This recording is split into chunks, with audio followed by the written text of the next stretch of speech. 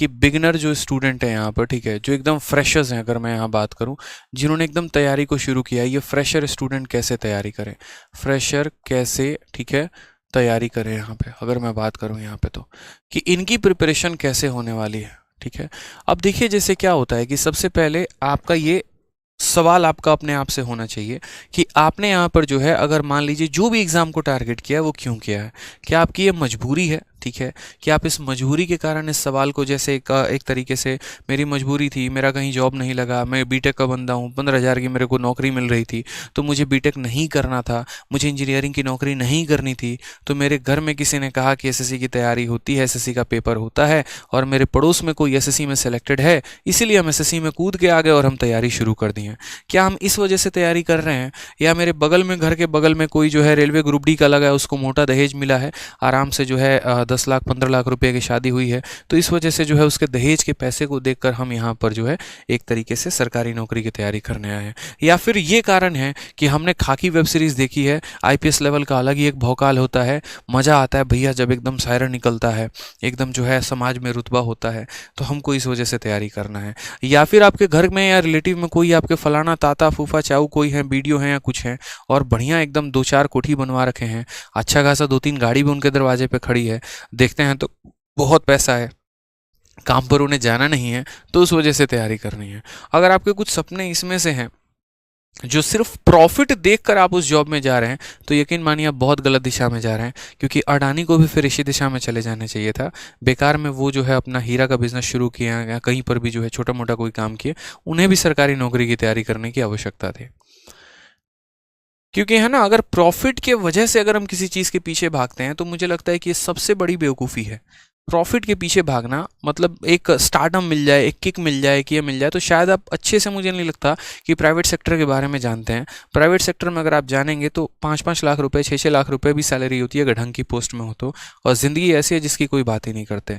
वो छोड़िए, शायद आप हमारे फिर टीचिंग के बारे में नहीं जानते हैं, ठीक है, कि शायद एक इंस्पेक्टर 20 साल में जितना नहीं कमा सकता ना, उतना एक टीचर अगर महीने में चाहे तो कमा सकता है, ऑनलाइन एजुकेशन के माध्यम से। मैं छोड़ो कोई भी अगर ऐसा हो तो पूरे जीवन भर की एक इंस्पेक्टर की कमाई निकल जाएगी, एक टीचर एक महीने में निकाल देगा उतना, खान सर जैसे बड़े कोई टीचर हो गया तो, ठीक है। तो यहाँ पर जो है हर चीज़ पैसा नहीं होता, हर चीज़ यहाँ पर एक तरीके से स्टार्टअप नहीं होता कि हाँ किसी के घर पे 2 गाड़ी खड़ी है और जो काम वो कर रहा है वही काम हम करने चलेंगे, ऐसा नहीं होता। ये चीज़ें डिसाइड नहीं करती हैं करियर आपका।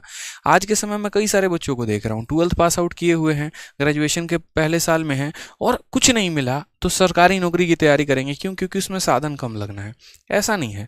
फिर उस केस में यहाँ पर क्या होता है कि आप 2 साल 3 साल तैयारी करते तो हैं, लेकिन अंदर की चीज़ें मजबूत नहीं होती हैं, आपके स्ट्रॉन्ग विल डिज़ायर मजबूत नहीं होता है, तो बाद में आप टूट से जाते हैं, बिखर से जाते हैं, और फिर तैयारी आपको छोड़नी पड़ती है। तो मुझे नहीं लगता कि ऐसा आपको करना चाहिए। सबसे पहले आप यहाँ पर जो है तैयारी कैसे करें वो बाद की बात है, तैयारी क्यों करें इस क्यों पर सबसे ज़्यादा फोकस करना है, कि आपका जो क्यों है ना ये बड़ा स्ट्रांग होना चाहिए, वाई। मैं हमेशा कहता हूँ कि इंसान का जो वाई है ना वो बहुत क्लियर होना चाहिए।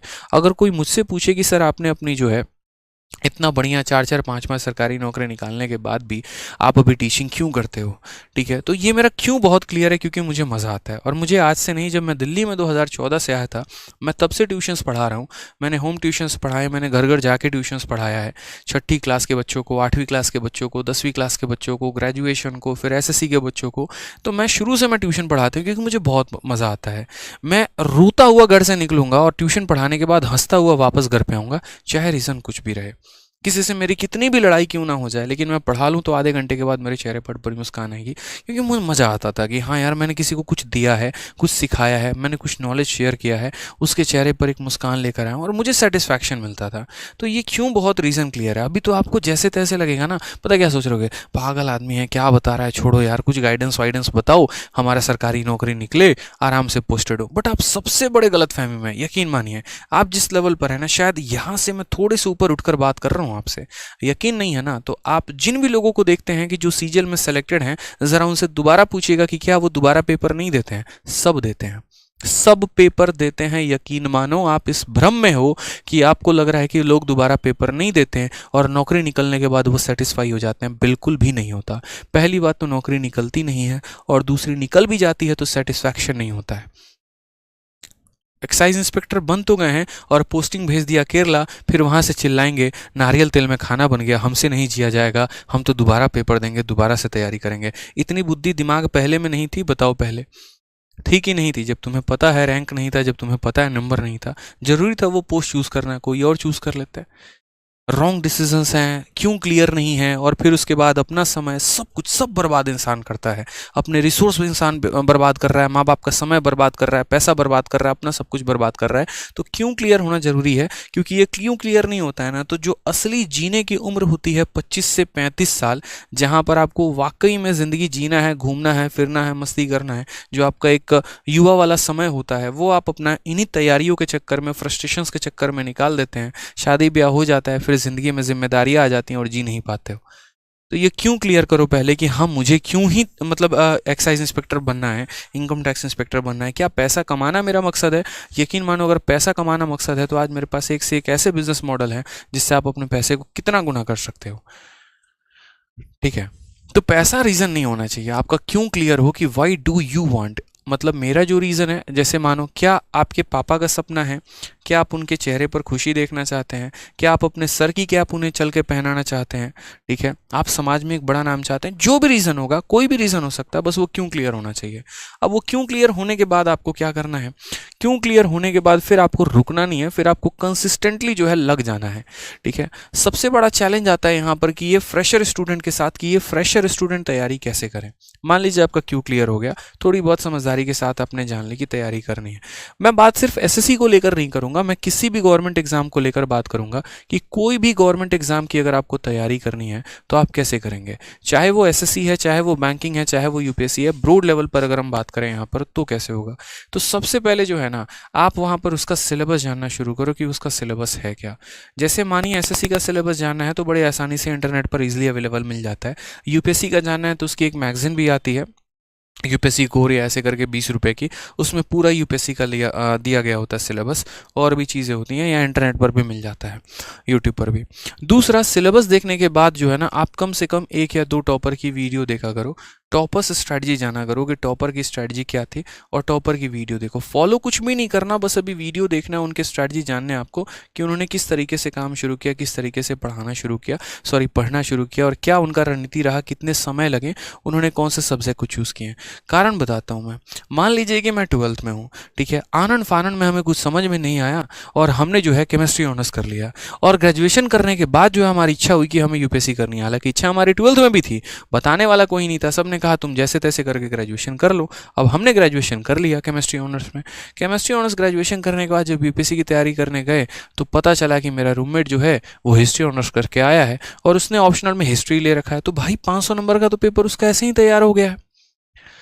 ठीक है, दूसरा रूममेट मेरा एसएससी का है, उसने यहाँ पर जो है पॉलिटी ऑनर्स कर रखा है, तो उसकी पॉलिटी तो ऐसे ही स्ट्रांग है प्री और मेंस में, तो उसके ऐसे ही नंबर आ जाएंगे। मेरा केमिस्ट्री ठहरा छोटा सब्जेक्ट, काम किसी का आना नहीं है, तो हमने तो 3 साल बर्बाद कर दिया। और ना सिर्फ इन 3 साल बर्बाद होते हैं, जितना बड़ा सब्जेक्ट आप ऑनर्स में चूज करते हैं समय भी आपका उतना ही लगता है। अगर आप केमिस्ट्री ऑनर्स चूज करेंगे ग्रेजुएशन में तो डेली के आपके 8 से 9 घंटे जाने हैं, अगर आप रेगुलर कॉलेज कर रहे हैं तो, और वो आपका पूरा समय बेकार करके चला जाता है। लेकिन अगर वहीं कोई आर्ट्स जैसा सब्जेक्ट आपके पास रहता तो आप अपना डेली का काफ़ी समय बचाते हैं और उसको आप तैयारी में लेकर आते हैं। ठीक है, तो शुरू में जो है वो सिलेबस ज़रूर देखिए कि वो सिलेबस क्या है। उसके बाद आप यहाँ पर टॉपर्स की स्ट्रेटजी देखिए। दूसरी बात, उसके अंदर वो पोस्ट डिटेल जो होता है ना, मैं बार बार कहता हूँ कि वो पोस्ट डिटेल को देखा करो, वो आपको काफ़ी ज़्यादा प्रभावित करेगा। ठीक है, जैसे आप सीबीआई में जाना चाहते हैं, आप ईडी डिपार्टमेंट में जाना चाहते हैं, आप इनकम टैक्स में डिपार्टमेंट में जाना चाहते हैं, ये आपको एक कॉन्स्टेंट मोटिवेशन दे रहा होता है आगे बढ़ने का। ठीक है, तो पहले जो है आप लोग यहाँ पर बढ़िया तरीके से अपने सिलेबस से रूबरू रहो, टॉपर्स की स्ट्रेटजी जानो, पोस्ट डिटेल जानो, और उसके बाद जो है यहाँ पर तब आप तलाश करो कि आपको यहाँ पर किताबें कौन सी पढ़नी है, आपको यहाँ पर कोचिंग कहाँ से लेना है, आपको यहाँ पर यूट्यूब से फॉलो करना है, सेल्फ स्टडी करना है, जो भी करना है तो वो आपको कहाँ से करना है, किस तरीके से करना है। इसमें जो है बहुत सारी बातें आपकी ये टॉपर्स के वीडियो से पता चल जाता है, जो यहाँ से आपको सजेशन मिलता है, या जो आपके फ्रेंड और आपके रिलेटिव्स बताते हैं, वहाँ से आपको काफ़ी सारी बातें पता चल जाती हैं। जैसे अपनी बात शेयर करता हूँ, 2014 में मैं दिल्ली में आया था।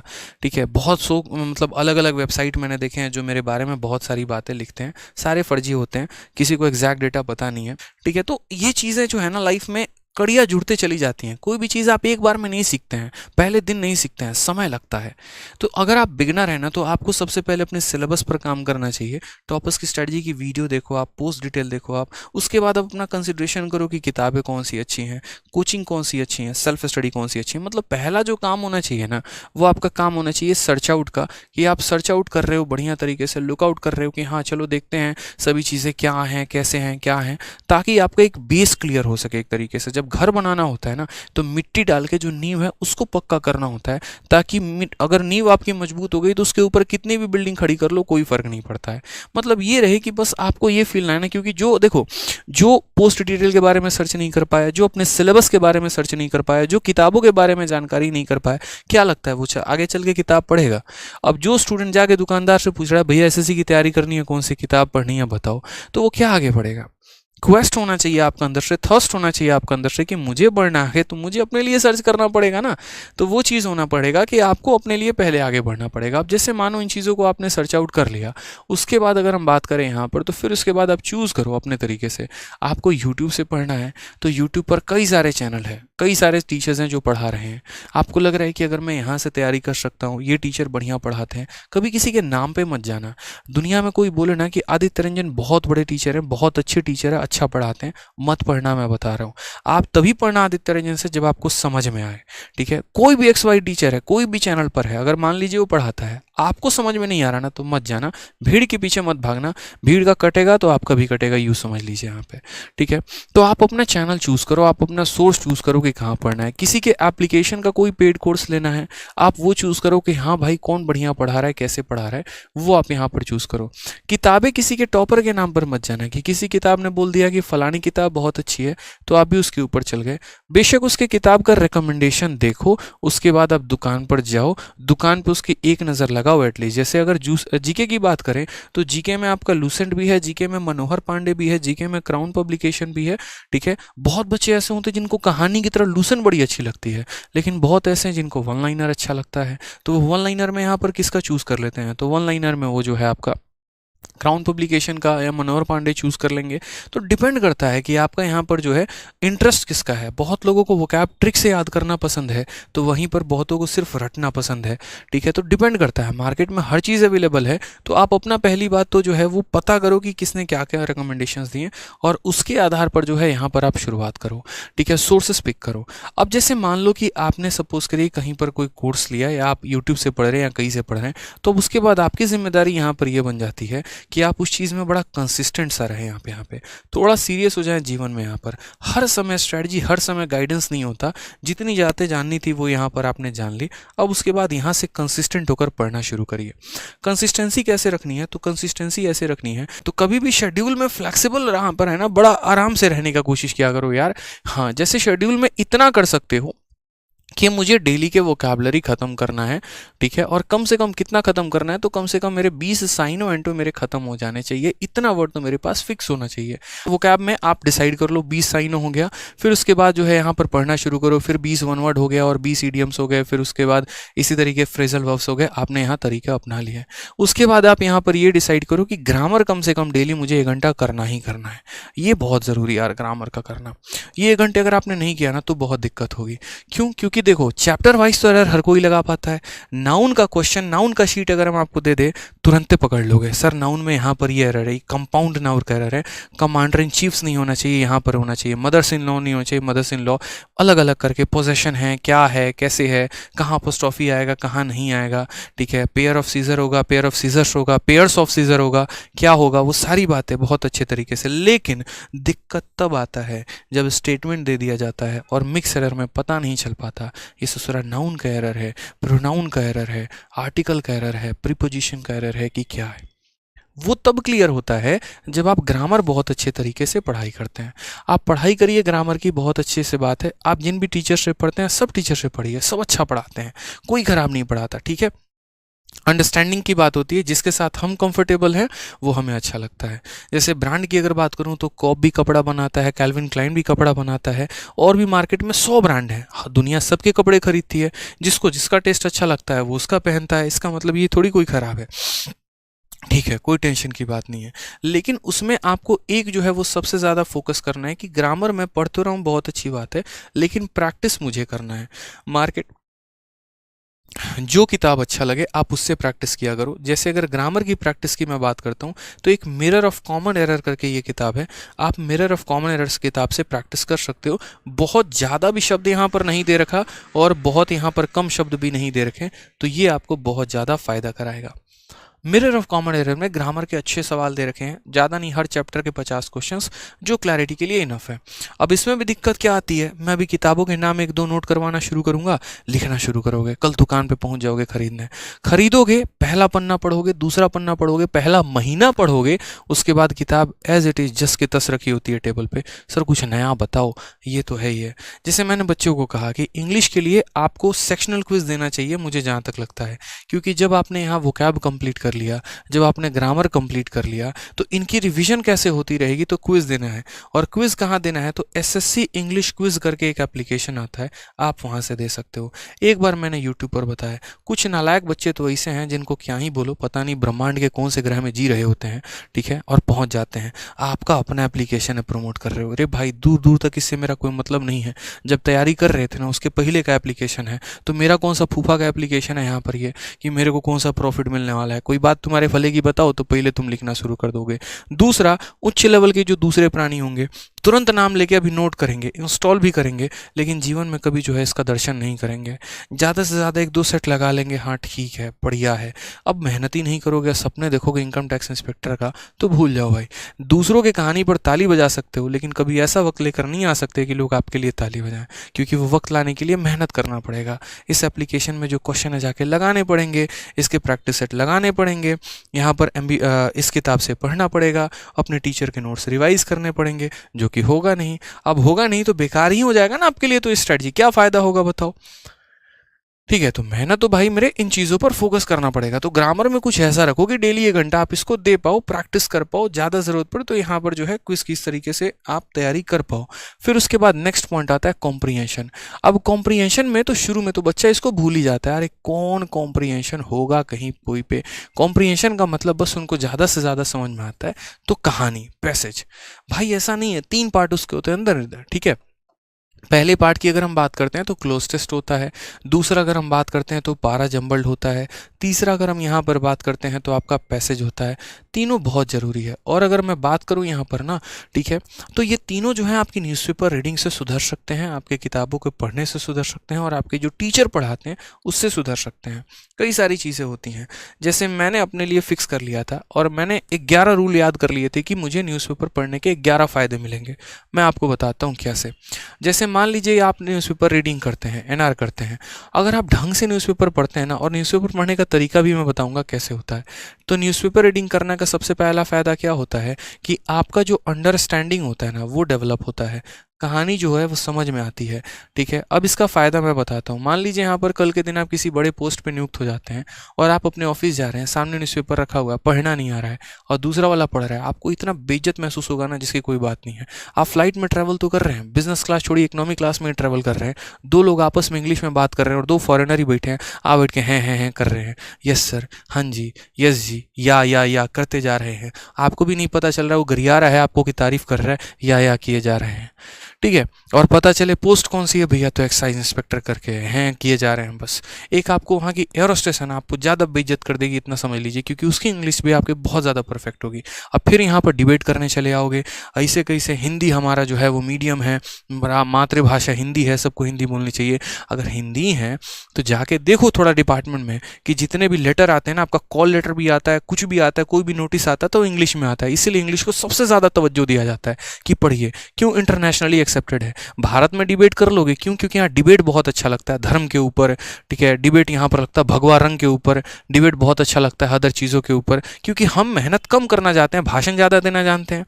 आप जाओ ना अमेरिका में जाके डिबेट करो, क्यों ये मुझे लेटर दिया गया है इंग्लिश में, मेरी राष्ट्रभाषा हिंदी है, हिंदी में हमें दीजिए। आपकी जर्मनी में पोस्टिंग होगी, आप बोल लीजिए वहाँ पर जाके, हिम्मत है अगर तो, कि हमें हिंदी में ये टाइप करके दीजिए, फिर हम आपका हिम्मत मान जाएंगे। अपने घर में आप शेर हैं, बाहर में आप एकदम दुबक के रहेंगे। अब या तो अनपढ़ जाहिलों की तरह जाके वहां बिहेव करिए जैसे बैठ के कि हाँ मिनिस्ट्री ऑफ एमईए में लग तो गए हैं आप, वहां पर एएसओ तो है भी, लेकिन वहां पर इंग्लिश नहीं पढ़ने आ रही है, बैठ के देख रहे हैं अरे भाई पढ़ के बताओ ना रे क्या लिखा हुआ है। तो वो सिचुएशन ना आए ज़िंदगी में, इसीलिए यहाँ पर पढ़ना पहले ज़रूरी होता है, तो अंडरस्टैंडिंग बहुत ज़रूरी है, ठीक है। नहीं तो यहाँ पर मुलाकात करने में देर नहीं लगेगा अगर चीज़ें समझ में नहीं आई तो। दूसरा यहाँ पर फ़ायदा ये भी होता है न्यूज़पेपर रीडिंग से कि करंट अफेयर जो होती है वो आपकी बहुत बेहतर होती चली जाती है, ठीक है। तीसरा यहाँ पर जो ये जितने PQRS आप पढ़ते हैं ना, ये आपका यहाँ पर पैसेज से क्लियर होते चला जाता है। मान लीजिए कोई ये घटना हुई, उसके बाद दूसरा लाइन, उसके बाद तीसरा लाइन, उसके बाद चौथा लाइन, तो एटलीस्ट आप रेट कर पाते हो कि भाई ये चल क्या रहा है। PQRS कैसे होता है, 4 सेंटेंस दिए गए होते हैं और उनको रिलेट करना होता है, पहला कौन आया, दूसरा कौन आया, तीसरा कौन आया, चौथा कौन आया। जैसे कभी भी किसी भी सेंटेंस में हाउएवर आ रहा है तो समझ लो वो लास्ट है। दिस आ रहा है यानी ये प्रोनाउन है तो उसके पहले किसी नाउन का जिक्र हुआ होगा, तो पहले नाउन आया होगा उसके बाद वो प्रोनाउन आया होगा। ऐसे कई सारे सेंटेंस होते हैं। एंड से अगर है मतलब ये पहला सेंटेंस कभी नहीं हो सकता है, हमें यहाँ पर कॉन्जुगेट पेयर ढूंढने पड़ते हैं कि पी के बाद पक्का यही लाइन है, क्यों ही है जो इसका पेयर है, तो मुझे PQ के साथ लाइन देखना है कि कौन सा लाइन PQ आ रहा है। तो ये सारे तरीके होते हैं जो आपको यहाँ से क्लियर अप करने को मिल जाते हैं। तीसरा अगर हम बात करते हैं तो कॉम्प्रिहेंशन की बहुत अच्छी, एक पैसेज की जो है बहुत अच्छा यहाँ पर अंडरस्टैंडिंग होता है, तो आपका यहाँ पर PQRS भी बहुत अच्छे से क्लियर हो जाता है, आपका यहाँ पर क्लोज टेस्ट भी बहुत अच्छे से क्लियर हो जाता है, और आपका यहाँ पर पैसेज भी बहुत अच्छे से क्लियर हो जाता है।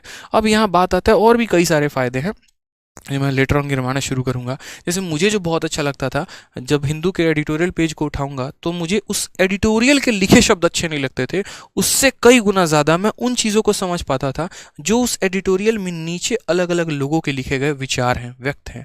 कहा जाता है जैसे उसमें क्या होता था कि द हिंदू जो है वो अलग अलग लोगों के विचारों को भी उसमें लिखता है, ठीक है। जैसे मानो चेन्नई के कोई फलाना कोई पर्सन है, नॉर्मल सा गवर्नमेंट जॉब बंदा कर रहा है, कहीं भी कर रहा है, उसने किसी मुद्दे के ऊपर अपना विचार लिखा, उसकी इंग्लिश मुझे बहुत अच्छी लगती थी, वो मैं पढ़ता था वहाँ पे, ठीक है। अब पढ़ने का मेरा तरीका क्या होता था, भाई मुझे भी पता है कि मोदी जी और एक तरीके से किसी और के बीच में क्या डील हुआ मुझे ज़्यादा नहीं पता, लेकिन मैं मान लो कि क्रिकेट देख रहा हूँ।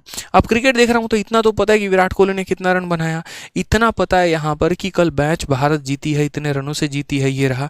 मैं सबसे पहले स्पोर्ट्स का सेक्शन उठाऊंगा क्योंकि उसका मुझे समरी पता है, कमेंट्री पता है। आकाश चोपड़ा की खतरनाक कमेंट्री मेरे दिमागों में घूम रही है, मुझे कहानी पता है क्या है, मैंने यहाँ उठा लिया। अब मैंने यहाँ उठा लिया तो उसके बाद मैंने पढ़ना शुरू किया, उसमें आते हैं खतरनाक, ठीक है, स्मैशेस करके, कि स्मैशेस का मतलब तगड़ा शॉट खेलना हो गया, ठीक है, बाउंड्रीज और ऐसे ऐसे मतलब बढ़िया बढ़िया लाइन आएंगे ना, ठीक है। फिर उसके बाद जैसे एक बार मैंने पढ़ा था कि before the start of the match it was raining like cat and dog, मुझे लगा क्या वहाँ कुत्ते और बिल्ली आ गए थे क्या बारिश में, फिर मैंने सर्च किया, अच्छा raining like cat and dog का मतलब होता है मूसलाधार बारिश होना, खतरनाक वाली बारिश होना। तो ऐसे ऐसे शब्द मुझे बड़े अच्छे लग रहे थे, तो मैंने वहाँ पर भी बैठ के नोट्स नहीं बनाए, अंडरलाइन कर लिया अपनी चीज़ों को लेकर कि हाँ ऐसा होता है, इंपॉर्टेंट बातें ज़्यादा से ज़्यादा मैंने नोट कर ली।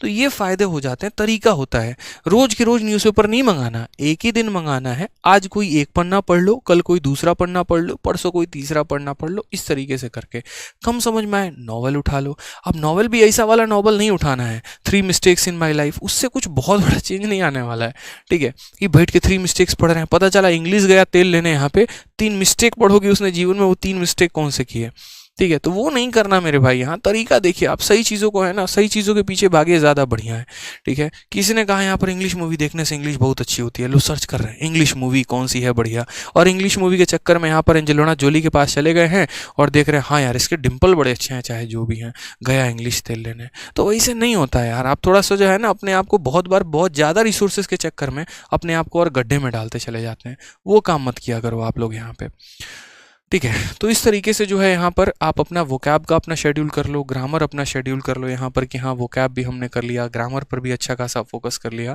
छोटी छोटी चीज़ों का हर स्टेप पर ध्यान रखना है, ठीक है। फिर तीसरा पॉइंट जो आता है वो आता है कि यहाँ पर जीएस की तैयारी कैसे करें। अब देखो जीएस जो है ना कोई बहुत बड़ा चीज़ नहीं है, लेकिन एक तरीके से यूँ समझ लो कि एक पजल है जिसकी गुत्थी कोई सुलझा नहीं पाया है।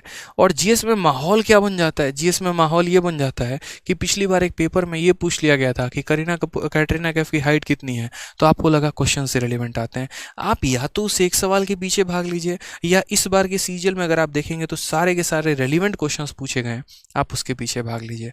असल दिक्कत आपको ये है कि आप ये मानने को तैयारी नहीं है, कि आपका मेमोरी पावर जो है वो कम है, आपको चीज़ें याद नहीं होती है, आप पानीपत और खानवा के युद्ध में कंफ्यूज हो जाते हैं, आपको सविनय अवज्ञा आंदोलन और यहाँ पर जो है बाकी आंदोलन सेम ही लगता है, हंटर कमीशन हंटर कमेटी में आपको दूर दूर तक कोई पता नहीं है, आपको विटामिन सी विटामिन डी भी वहीं लगता है, क्यों? आपको मज़ा नहीं आता है। जीएस इसीलिए टफ है क्योंकि आपने उसको टफ बना रखा, पढ़ना ही नहीं चाहते, आपको मतलब इंटरेस्ट ही नहीं है किसी कंट्री का कैपिटल जानने में, आपको 1% का इंटरेस्ट नहीं है किसी के करेंसी के बारे में जानने में। अगर मैं अभी पूछ दूं यहाँ पर, ठीक है, कि एक तरीके से यहाँ पर ऑल ओवर पूरे विश्व में कितने देश हैं, तो वो आप कंफ्यूज हो जाएंगे कि हाँ भाई साहब कितने देश हैं। एशिया में कितनी कंट्री है, वो आपको थोड़ी सी दिक्कत करेगी। अगर यहीं पर पूछ दे कि चाइना की कितनी करेंसी है, वो आपको दिक्कत करेगी। एक है कि दो है यहाँ पर, ठीक है, चाइना के कैपिटल कितने हैं, क्या एक है कैपिटल, दो कैपिटल है, और जो भी है तो कैसा है, क्या है, वो आपको दिक्कत करेगा। आपको अपने 29 स्टेट के कैपिटल नहीं पता, तो इसीलिए ना, क्योंकि आप नहीं पढ़ना चाहते हैं, आप इंटरेस्ट दिखाएंगे तब तो होगा। बहुत ज़्यादा मोटिवेट होकर ज़्यादा से ज़्यादा यही करोगे, लूसेंट खोलोगे, ऋग्वेद पर जाओगे, सामवेद पर जाओगे, यजुर्वेद पर जाओगे, अर्थवेद तक जाते जाते जाके सो जाओगे और बोलोगे बस बहुत हुआ, आज के लिए इतना, मेरा दिमाग इससे ज़्यादा झेल नहीं सकता है। समझ रहे हैं यहाँ पे? तो इतनी ही कहानी तक आपके दिमाग में चलती रहेगी, याद ही नहीं होगा, दिक्कत ही आएगी। यार स्ट्रेटजिकली काम करो यहाँ पे, फिर लास्ट में दिमाग पता है क्या कहते हैं, नहीं ऐसे नहीं करना, ठीक है, क्यों नहीं करना, क्योंकि ऐसे तो मेरा जीवन निकल जाएगा, बुढ़ापा आ जाएगा। फिर लास्ट में आप चूज पता है क्या करते हो, अपने लिए सॉफ्ट ऑप्शन, हमेशा सॉफ्ट ऑप्शन चूज करते हैं। क्या? वो भागते हैं लास्ट से लास्ट वन लाइनर पे, कि कुछ वन लाइनर टाइप मिल जाए मुझे ज़्यादा पढ़ना ना पड़े, और ज़्यादा पढ़ना नहीं पड़ेगा तो क्या हो जाएगा कहानी यहाँ पे, कि भैया देखो कुछ तो हो जाएगा, फंस जाएगा। समझ रहे हैं बात को? यहाँ पर फंस जाएगा, ये भी लाइन बड़ा अच्छा इस्तेमाल करते हैं लोग। सर उनके यहाँ से पढ़े थे और वहाँ से फंस गया पूरा का पूरा सवाल, यानी वहीं टीचर बढ़िया पढ़ाते हैं। बहुत अच्छे इंसान हो तुम, जीवन में तुमसे अच्छा इंसान कभी हो नहीं सकता, मैंने देखा नहीं है कभी। कभी भी किसी टॉपर से पूछना जिसके जीएस में ढंग के स्कोर होंगे 30-35, कि क्या उसका सिलेक्शन मात्र वन लाइनर पे हुआ है, ये बताओ पहले। कभी नहीं होता। वन लाइनर पढ़ा जाता है लेकिन सिलेबस कंप्लीट होने के बाद। जिस तरीके से मैथ्स का एक सिलेबस है, जिस तरीके से रीजनिंग का एक सिलेबस है, जिस तरीके से जीएस का एक सिलेबस है, उसी तरीके से इसका एक सिलेबस है। हम्म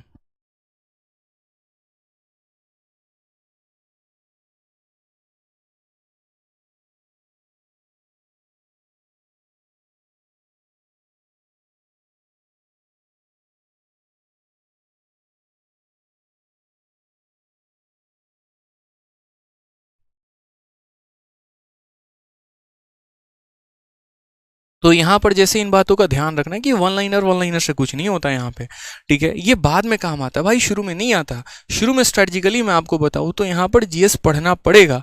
अब जीएस में आपको क्या पढ़ना पड़ेगा, तो सबसे पहले करंट अफेयर। दूसरा अगर हम यहाँ बात करते हैं तो स्टैटिक करना पड़ेगा। तीसरा अगर मेरे भाई यहाँ पर बात करते हैं तो आपके जो सब्जेक्ट हो गए आपको वो पढ़ने पड़ेंगे। सर यकीन मानिए पढ़ना पड़ेगा, मतलब पढ़ना पड़ेगा। हम कारण बताते हैं क्यों। अब इन सब्जेक्ट में आपका हिस्ट्री भी है, इन सब्जेक्ट में आपका पॉलिटी भी है, इन सब्जेक्ट में आपका ज्योग्राफी भी है, इन सब्जेक्ट में अगर हम यहाँ पर बात करते हैं तो आपका हिस्ट्री पॉलिटी ज्योग्राफी इकोनॉमिक्स भी हो जाएगा, और उसके बाद आपका साइंस हो जाएगा। साइंस में आपको यहाँ पर न्यूटन्स के लॉज नहीं पढ़ने हैं, साइंस में यहाँ पर केमिकल रिएक्शंस नहीं पढ़ने हैं, साइंस में यहाँ पर किसी का केमिकल फॉर्मूला नहीं पढ़ना। जो स्टैटिक पार्ट है ना वो पढ़ना है। मुझे भी शुरू में लगा, मैं केमिस्ट्री ऑनर्स का बंदा हूँ, मुझे लगा रहे ऑनर्स किया तेरे भाई ने केमिस्ट्री में लपेट देगा। अब भाई साहब बाद में यहाँ पर पता चला कि यहाँ पर क्वेश्चन ऐसे पूछे जाते हैं कि जो आप एलपीजी गैस अपने घर में रखे हुए हैं, जो घरेलू गैस है, उसमें महक आती है तो किस वजह के आती है, कौन सा केमिकल डाला जाता है। अब ये तो हमारे में पढ़ाया ही नहीं गया।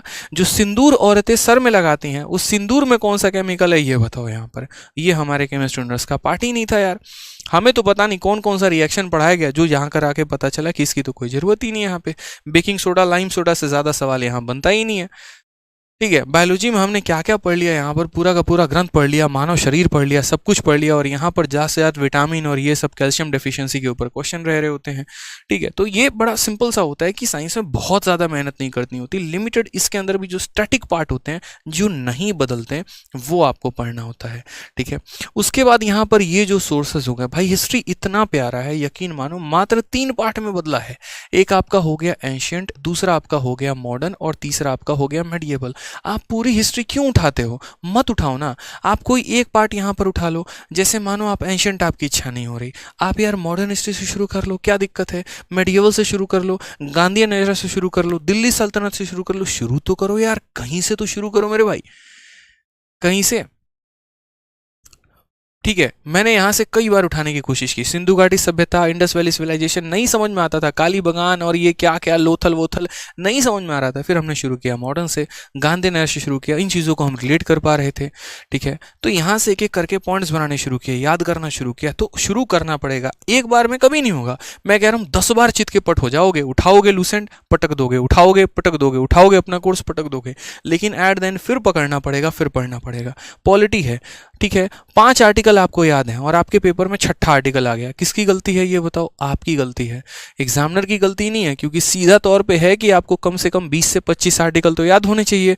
अब 5 आपने याद किए तो आपकी भूल है ना। आपने 15 अमेंडमेंट याद करके चले गए और मान लीजिए 16वां अमेंडमेंट पूछ लिया गया जो आपको पता ही नहीं था। यहाँ पर मिनी कॉन्स्टिट्यूशन वाला पूछ लिया गया कि कौन से अमेंडमेंट को मिनी कॉन्स्टिट्यूशन कहते हैं, और वो आपको पता ही नहीं है सर। आपने 5 ईयर प्लान पढ़कर गए और 5 ईयर प्लान पढ़ के जाने के बाद वहां पे ऐसा हुआ कि सर आप उसमें जान ही नहीं पा रहे हैं कि यहाँ पर फलाने प्लान जो हुआ था उसमें क्या आया हुआ था। मान लीजिए कि आपने पहला, दूसरा, तीसरा प्लान पढ़ा जो हर किसी को पता है, चौथे प्लान के बारे में आपको पता ही नहीं और क्वेश्चन वहीं से आ गया। ठीक है, हरित क्रांति की शुरुआत किसने की, व्हाइट रिवॉल्यूशन किसने शुरू किया, यहाँ पर किस चीज को व्हाइट रिवॉल्यूशन कहा जाता है, गोल्डन रिवॉल्यूशन किसके लिए आया था, ग्रीन रिवॉल्यूशन किसके लिए आया था, येलो रिवॉल्यूशन किसके लिए आया था, पता ही नहीं है सर। कहाँ से क्वेश्चन आएगा? तो ये सारी की सारी चीज़ें जो ना बहुत दिक्कत करने वाली हैं आपको। ज्योग्राफी हो गया, पूरा मानसून अच्छे से पढ़ना है आपको, पर्वत पठार और जो स्टैटिक पार्ट हो गया, ये सारी चीज़ें अच्छे तरीके से कवर करनी है। तो ये डिटेल में आपको पढ़ना पड़ेगा, वन लाइनर से काम नहीं चलने वाला है। ठीक है, अब यहाँ पर आप चाहे तो किसी का कोर्स लेके पढ़ो, चाहे आप यूट्यूब से पढ़ो, चाहे आप किताब से पढ़ो, लेकिन भाई पढ़ना पड़ेगा, मतलब पढ़ना पड़ेगा। यू कांट स्किप, मैं लिटरली बता रहा हूँ, आप स्किप नहीं कर सकते। अब पढ़ लिया तो इसको रिटेन कैसे करें? तो रिटेन मेरे भाई आप यहाँ पर कर सकते हैं क्विज देकर। आप जितना ज़्यादा क्विज देंगे आपके लिए उतना ज़्यादा फायदेमंद होगा। जितना क्विज दोगे ना उतना बेहतरीन है आपके लिए। समझ रहे हैं? यहाँ पे जितना क्विज देंगे उतना बेहतरीन। क्विज से जीके याद होता है, क्विज से जितने सेक्शनल। आप एक काम करो, बिहार में आ जाओ। ठीक है, बिहार में मैं जहाँ पर रहता था ना, वहाँ पर मैं देखता था कुछ नहीं, रेलवे की जो तैयारी कर रहे बच्चे होते हैं ना, पता है क्या करते हैं? 50 लोगों की एक कमेटी बना ली। ठीक है, आज एक बंदे का काम है कि वो 50 क्वेश्चन को फोटोकॉपी करवा के लाके सबको देगा। ठीक है, वहीं टेस्ट लेगा और वो सबके सॉल्यूशंस करवाएगा, वो सबको समझाएगा। कल कमेटी में दूसरे बंदे की बारी थी। स्पेशली मैंने मेरे घर में एक व्यक्ति जो है वहाँ पर मेरे घर के बगल में रहते थे, किराए पे रहते थे, और उसके बाद वो जाते थे लोको पायलट की तैयारी करने। तो उनके घर में मैंने इतना देखा था कंपाइलेशन, ये सारे सेट थे। मैंने कहा ये सारे आपने लगाए? हाँ, हमारा एक पार्क में कमेटी चलता है, शाम को 50 लड़के आते हैं, हम सारे सर्कल बना के बैठे होते हैं, 1 सर्कल 2 सर्कल 3 सर्कल ऐसे करके, और उसके बाद हम सारे के सारे ये जीके के क्वेश्चन डिस्कस करते हैं। तो एक वो भी तरीका हो सकता है। तो भाई तरीके ढूंढो, बट क्वेश्चंस लगाने से वो चीज़ें बेहतर होती चली जाएंगी। तो मेरा मानना जीएस में बस इतना ही है कि आप पढ़ो। ठीक है, यहाँ स्टैटिक का पार्ट है। अब स्टैटिक भी बहुत बेहतरीन तरीके से, बहुत चैनल्स है सर, बहुत चैनल्स है जिन्होंने ट्रिक के माध्यम से करा रखा है। बहुत चैनल्स है, नोबेल प्राइज़ को कैसे याद करें, हमारे शिवान सर इतना मेहनत करते हैं, आप देखिए एक बार। नीतू डागा मैडम इतना बढ़िया मेहनत करती हैं, दीपक सर इतना मेहनत करते हैं। आपको जिनका कंटेंट बढ़िया लगता है आप पढ़िए ना। यहाँ पे इतने ऑलरेडी पीडीएफ है, वन लाइनर्स है, यूट्यूब पर, टेलीग्राम पर, हर जगह से सर्कुलेट हो रहा होता है। कितने सारे लोग हैं इंडस्ट्री में जो अच्छा काम करते हैं। फ्री में स्टैटिक की 600 700 पन्ने की यहाँ पर पीडीएफ बनाकर, किताब बनाकर आप लोगों तक पहुँचाते हैं।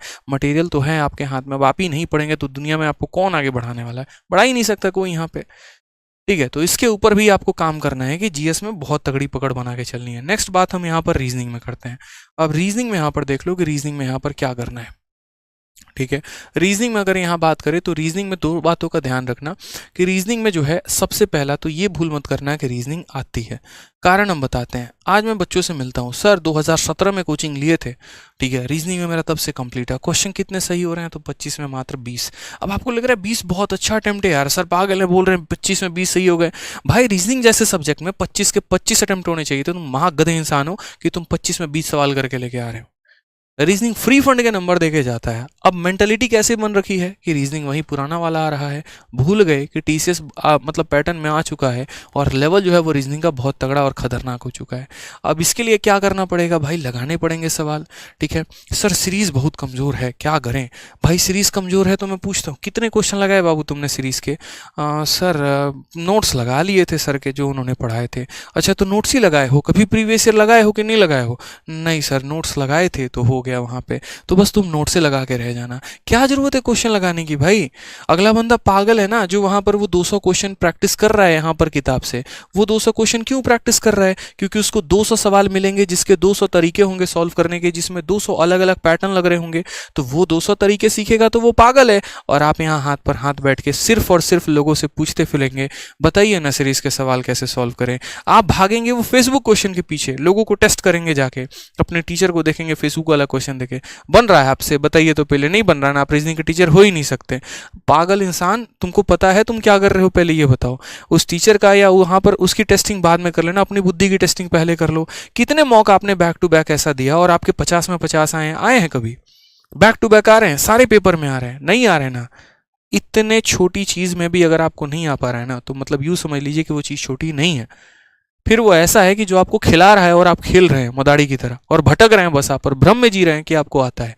तो सबसे पहले तो यहाँ पर रीजनिंग में जो जो टॉपिक्स आपके वीक हैं पहले तो सिलेबस अच्छे से कर लो। और जिन्होंने सिलेबस अच्छे से कर लिया तो भाई अपने वीक पॉइंट को एनालाइज करो यहाँ पे। ठीक है कि जो वीक पॉइंट्स हैं आपके, अगर आपको लगता है कि मेरा सिलॉग जो है वो गड़बड़ है, खत्म है, मेरा 4 स्टेटमेंट का क्वेश्चन है यहाँ पर, ठीक है, और चारों स्टेटमेंट के क्वेश्चन में मेरे को प्रॉब्लम आ रही है, नहीं बन रहा है मेरे से सवाल, तो मैं सीधा सीधा यहाँ पर बोलूँगा कि भाई साहब आपको वीडियो देखने की ज़रूरत है, आपको सीखने की ज़रूरत है और आपको क्वेश्चन प्रैक्टिस करने की ज़रूरत है। ठीक है कैलेंडर के क्वेश्चंस आपसे नहीं बन रहे, सीखिए ना सर। डाइस के क्वेश्चन नहीं बन रहे, सीखिए ना। काउंटिंग फिगर में प्रॉब्लम आ रही है, सीखिए ना। आप यहाँ पर जो वीक पॉइंट है उन्हीं को तो सीखिए और उनके ताबड़तोड़ प्रैक्टिस करिए। फिर उसके बाद देखिए आपके यहाँ पर आपके कैसे 50 में 50 नहीं आते हैं। ऑलरेडी विक्रमजीत सर ने इतना करा रखा है, मुझे लगता है यूट्यूब पर वो इकलौते रीजनिंग के ऐसे टीचर हैं जो इतने टाइम से कॉन्टिन्यूअसली हर सब्जेक्ट को मैं मतलब हर यहाँ पर एग्जाम्स को कवर अप भी कर रहे हैं और इतने ज़्यादा नंबर ऑफ वीडियोज़ देख चुके हैं। क्योंकि अगर आप देखेंगे तो जिस तरीके से पहले रीजनिंग का वेटेज रहता था, ठीक है, तो उस तरीके से बहुत ज़्यादा लोग इंटरेस्ट नहीं होते थे यूट्यूब पर फ्री एक्सेस देने में, लेकिन इन्होंने जो है अपने सब्जेक्ट के वेटेज के हिसाब से बहुत ज़्यादा क्लासेस दी हैं। ऑलरेडी इतना करा रखा है, आप जो भी टॉपिक इनका सर्च करेंगे मिलेगा, पढ़िए ना।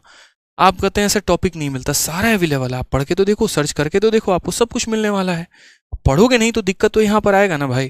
ठीक है मटेरियल सब कुछ अवेलेबल है, हर चीज़ पेड नहीं होती, फ्री भी होती है और उसमें भी क्वालिटी होता है, आप पढ़ के तो देखो पहले। ठीक है तो हर चीज़ इन्होंने करा रखा, आप बेहतर तरीके से करो, आप प्रैक्टिस करो यहाँ पर जो है प्रीवियस ईयर की बुक से, जितना मेहनत कर सकते हो उतना करो यार आप।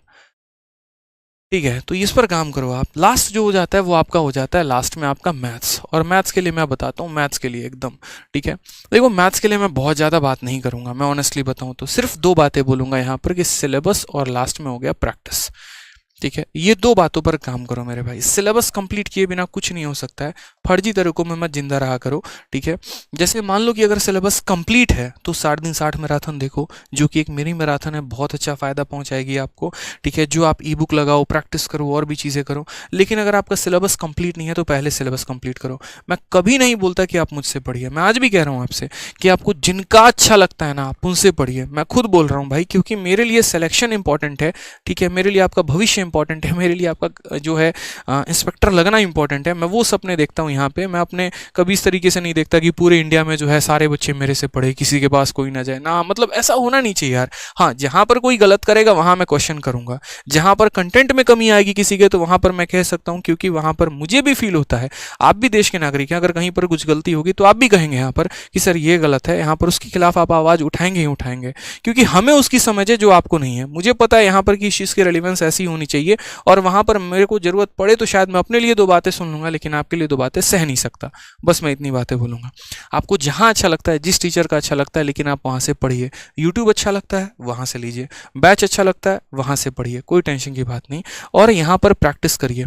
प्रैक्टिस में भी मैं कभी नहीं बोलूँगा कि मेरी आने वाली किताब है उससे पढ़ो, इस टीचर की वो किताबें पढ़ो। बस इतना बोलूँगा कि 2018 से लेकर 2022 तक जितने भी सवाल हुए हैं ना उनको लगाओ। फ्री में लेना है, मैंने ई बुक अपलोड कर रखा है, वहाँ से लगा लो।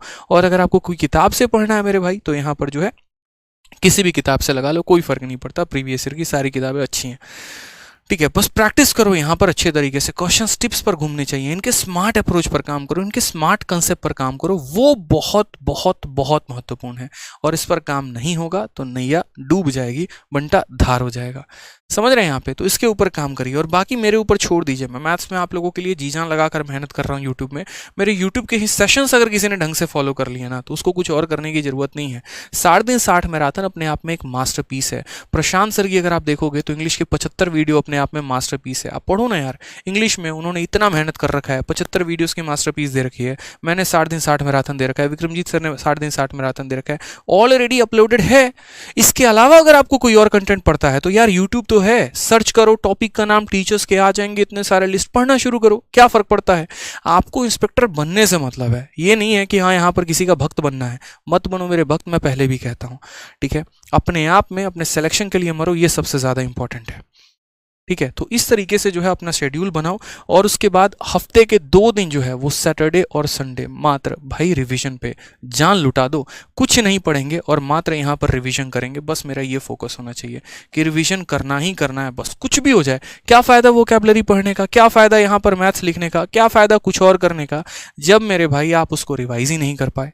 कोई फ़ायदा है? नहीं है, कोई फ़ायदा नहीं है सर, कोई फ़ायदा नहीं है, लिटरली मैं बता रहा हूँ, ठीक है। तो आपको यहाँ पर इनका रिवीजन करना बहुत ज़रूरी है, सैटरडे संडे बहुत ज़रूरी है, ठीक है। इसमें बात आती है कि सर मॉक टेस्ट कब लगाएं। तो देखो, अगर बिगिनर हो तो मॉक टेस्ट मत लगाना, डीमोटिवेशन के अलावा कुछ नहीं मिलेगा, कुछ भी नहीं मिलने वाला, यकीन मानो। यहाँ पे मॉक टेस्ट तब लगाया जाता है जब 30 से 40% सिलेबस हो, और वो भी सिर्फ संडे टू संडे यहाँ पर, इसके अलावा और कुछ नहीं, ठीक है। फिर मॉक टेस्ट जैसे मानो संडे टू संडे लगा रहे, क्यों लगा रहे हैं? हमारी सीधी सीधी बात बोलूँ मैं तो औकात का पता चलते रहे। देख बेटा, तेरा जीएस कमजोर है, कायदे से जीएस पर ध्यान दे दे। तेरा मैथ्स कमजोर है, मैथ्स पर ध्यान दे दे। मेंसुरेशन में तेरे ऐसे वाले सवाल गलत होते हैं, चुपचाप उस पर फोकस कर लो, तो नंबर नहीं होगा। गिरोगे, संभलोगे, टूटोगे, बिखरोगे, सैचुरेशन पॉइंट आएगा, स्कोर नहीं बढ़ेगा, ठीक है भाई। ऐसी चीज़ें हो रही हैं तो बहुत अच्छी बात है।